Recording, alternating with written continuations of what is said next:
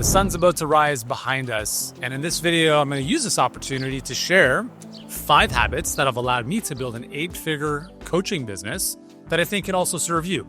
So at the very minimum, you'll get some really good insights to help improve the quality of your day, and you'll get to enjoy this amazing sunset, which should be happening in the next couple of minutes. So I've got my morning brew. Hope you have yours.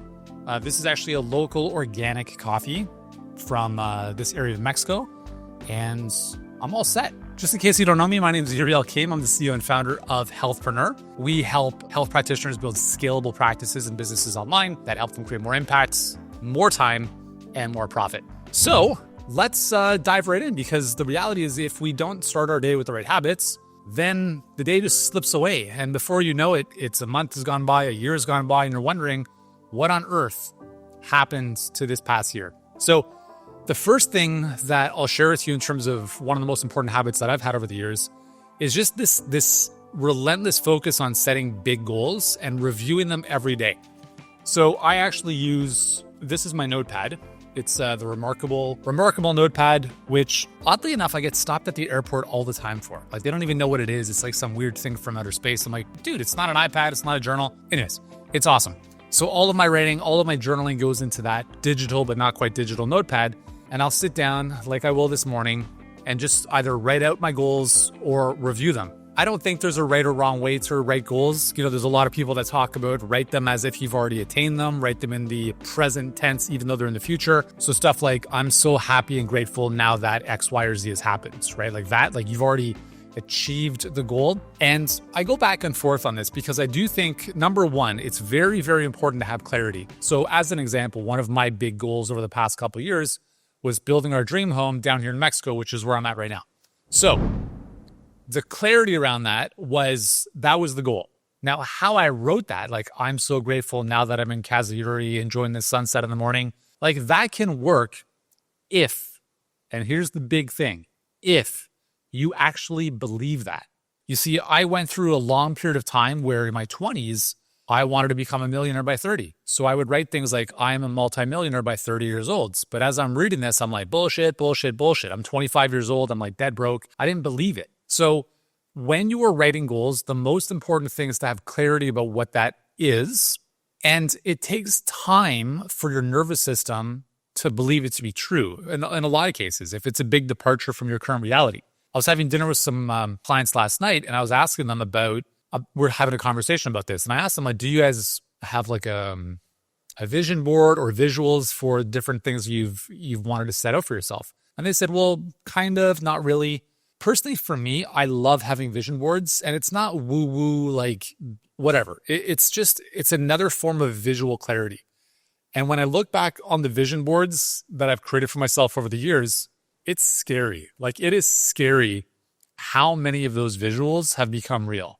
I have a vision board from maybe 6 years ago, and there's a picture on that vision board, like an open dining area and a bedroom overlooking the ocean. I don't know if it's the Pacific Ocean. I don't even know.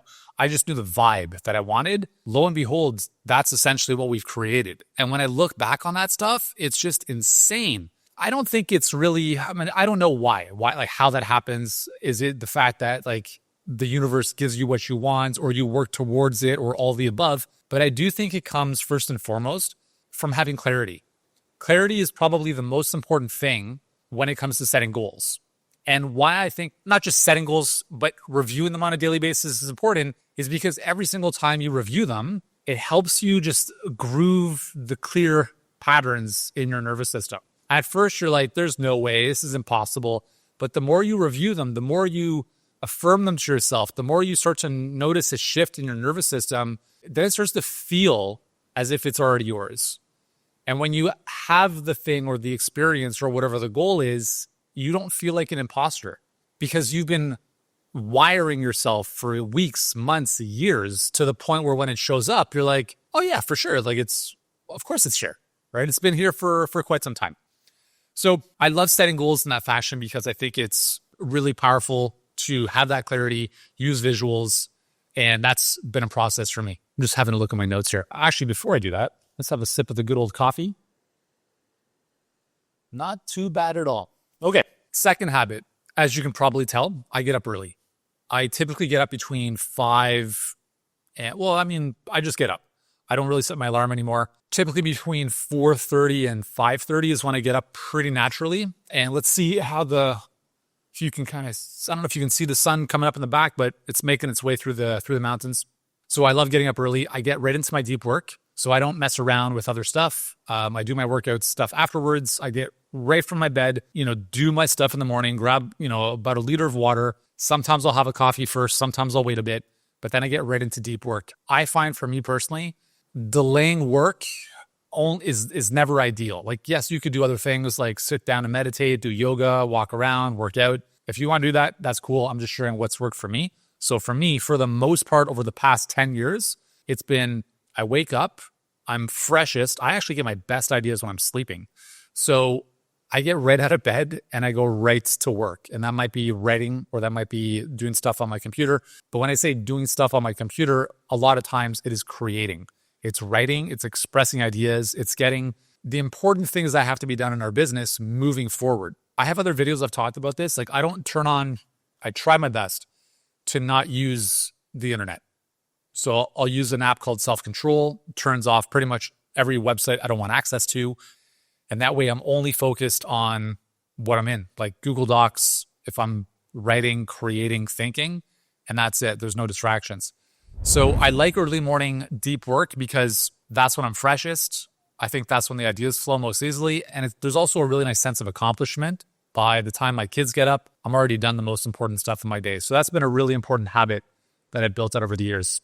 The third habit that I've consistently done over the years on a daily basis is track my numbers daily. If you're tracking your weight, tracking your workouts, it's very similar in business. You have to track your numbers. You have to track your metrics. It's important to know what your most important metrics are. We call them critical numbers. And if you don't know what those are, well, then it's probably a good place to start to identify what those are. For instance, for us, we run a lot of ads. So I'm looking at our ads metrics on a daily basis. I'm looking at what happened the day before. What are the patterns? What are the trends? And all of this, like I spend a lot of time looking at data because from data, I'm always in my mind, I'm thinking through like what's going on? What are the patterns? What are the trends? What do we change to make this move in whatever direction? And so I'm looking at this like a detective. And it's how I coach our clients too, right? It's like, if you feel this is going to work better or not, it's like, that's fine, but we have to make decisions based on the data. So I spend a good amount of time on it. When I say a good amount of time, I mean a couple minutes a day looking at bank accounts, right? What's coming into the bank, looking at our critical numbers dashboards for both marketing and sales. I always want to have a pulse on what's going on. And I feel that with the way we have set up our dashboards, I'm never blindsided. Like I'm never surprised. I know exactly what's happening and I can see leading indicators that are going to create bigger or not so big outcomes, and we can adjust accordingly. And I think whatever your business model is, whether it's, paid ads, organic, however you're building your business, you have to identify the levers. Like what are the levers that we can pull and somehow attach a number to those? Because if you can't numerically quantify your business, it's going to be very hard to predictably grow it. And so when we're working with clients, one of the first things that we have them set up, we basically give them a template of our critical numbers dashboard, and they're tracking their data like we do, right? Obviously, maybe a little bit more watered down because it's not as complex as our business. But what that allows them to do is helps train them to look at their business like a CEO and to make decisions based on numbers, not feelings. And especially when you're early on in business, and I say early, I mean like sub 1 million, and you've been at this for maybe a few years, it's really important to dissociate your emotions from your business. And when you look at the data, it's based on concrete data, not I feel this should change. Now, don't get me wrong. I do think there's a place for that feeling in business because your business is an extension of you. But to the best of our ability, we want to make decisions from data, not emotions. So tracking your numbers every single day is important. Hey, we'll get back to the video in just a moment, but if you're enjoying this content, hit that subscribe button below. It will help me sleep a lot better at night. But more importantly for you, it'll help you build your dream a lot faster. So go ahead, subscribe, and we'll get back to the show. Okay, habit number 4 is drink coffee on a daily basis. Actually, that's not true. The 4th habit is writing every day. So every day, I write, usually first thing in the morning. I have a unique process for writing, which involves me closing my eyes and typing frantically, and then looking at my writing after about 5 to 7 minutes and wondering what on earth I just wrote. But I've adopted this process over this past year because I'm a very slow writer in the sense of I write and then I backspace. And I keep doing that over and over again. And it's like, well, I'm not really making forward progress. So this whole, I don't even know what I call it, but I close my eyes, I set a timer, and I just write with my eyes closed. And then I take what I wrote and then I give it to ChatGPT and I say, just like clean this up so it's actually like words that I wrote. And so it takes my gibberish and it actually gives me back what I wrote, but in plain English. That's been a game changer for me because what it does is it gets the filter out of the way and I can focus on, oh, there's the sun. I can focus on being the writer, not the editor. And that's one of the most important things that I've realized about myself and many people, many practitioners and health experts we work with is this tendency toward perfectionism. And if you want things to be perfect, it's going to slow you down in your writing and you're going to criticize your writing. And there's like you're writing and editing at the same time. And it's really exhausting. I don't know if it was Oscar Wilde or Hemingway. One of them said, write drunk, edit sober. I love that because I look at myself writing with my eyes closed and I'm like a crazy person. Like I'm like possessed. But for me, that's been a really big shift this year. Previously, I didn't really do that. And it's allowed me to get ideas out of my head unfiltered much faster. So that's been a really cool practice. But most importantly is on a daily basis, I write. I think that as the founder of your business, there is nobody else you can give the writing of your ideas, philosophy, and message to, period. I don't really care how big your business gets. I don't care how small it is. I think one of the most damaging things any founder can do is give away their front end messaging, their writing, to a copywriter who doesn't understand their voice, their philosophy, their product, their market. You are the soul of the brand. Whether you like it or not, you started the business. Your business is a brand. Your business is an extension of your soul.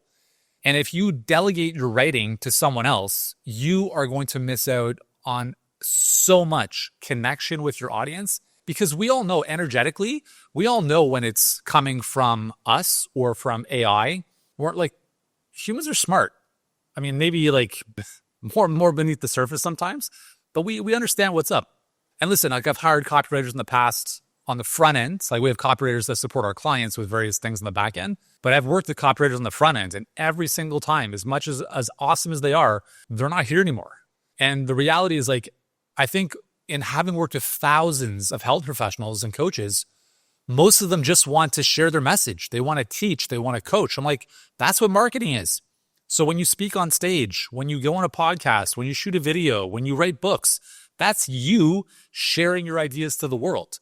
To delegate that to someone else, I think is foolish. And listen, like I share this from personal experience, having done this, and then having taken all the reins back of my messaging. I would say that this is the one thing in your business, and I'm not going to say never, but I think it's the one thing in the business, in your business, my business, anyone's business, that probably should stay in your court.